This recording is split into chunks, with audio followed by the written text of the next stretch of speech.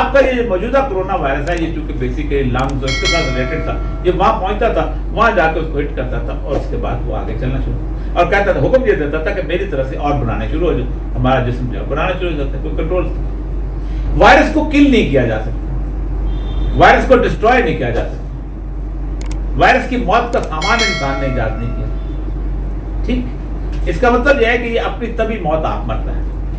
اور آخری نشانی اللہ تبارک و تعالیٰ کی یہ ہے کہ وائرس نیور فسلائز، وائرس اپنی لاش نہیں چھوڑتا جب یہ جاتا ہے۔ اس کا میکسیمم آپ یہ کرتے ہیں کہ اس کو آپ امیونٹی سسٹم سے دھکے دے دے کے، اس کو کہتے ہیں وائرس لیٹنسی، آپ اس کو خاموش کروا کے بٹھا دیتے ہیں۔ اب میں ویکسین کی طرف آتا ہوں کہ ویکسین کیا چیز ہے، جو کہ ظاہر بات ہے آپ دوا کے طور پر، ویکسین دوا نہیں ہے،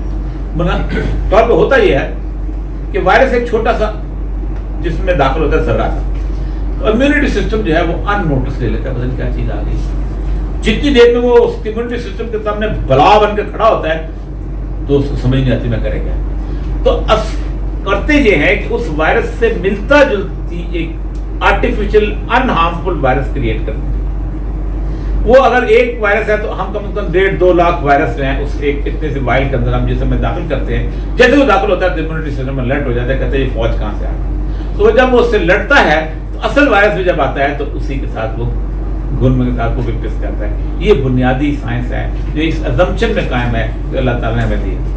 اب آج کے دور کے وائرس جو ہے کورونا کے بارے میں اللہ تبارک تعالیٰ نے تمام سیکولر ورڈز کے وہ تمام سوالوں کا جواب دیا ہے جو اس سے پہلے کبھی نہیں ہوتے تھے۔ ہم سے جب عذاب آتا تھا تو اللہ کہتا ہے اللہ تو غریبوں کشمیریوں کو مارنے کا اللہ، غریب بچہ مر گیا، یہ مر گیا، وہ غریبوں کے علاقے میں آتا ہے جہاں پانی نہیں ہے، جہاں صحت نہیں ہے، جہاں وہ نہیں ہے، جہاں سیویج سسٹم نہیں، وہاں آتا ہے۔ اللہ نے خاص طور پہ وہ ملک چنے کہ جن کے اندر یہ تمام فیسلٹیز بدرجہ اتم تھی، اس حد تک بدرجہ اتم تھی کہ ان کے پاس میڈیکل فیسلٹی جو تھی وہ کہتے ہیں کہ ہمارے پاس انٹائر کوریج ہے اس کا۔ نیو یارک چنا اللہ نے ملان چنا،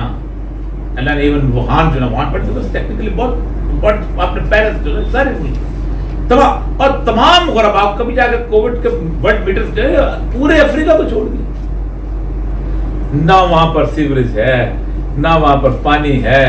نہ وہاں پر ڈاکٹر ہے، ایک ڈاکٹر کی ریشو جو 3-3 ہزار ہے، پورا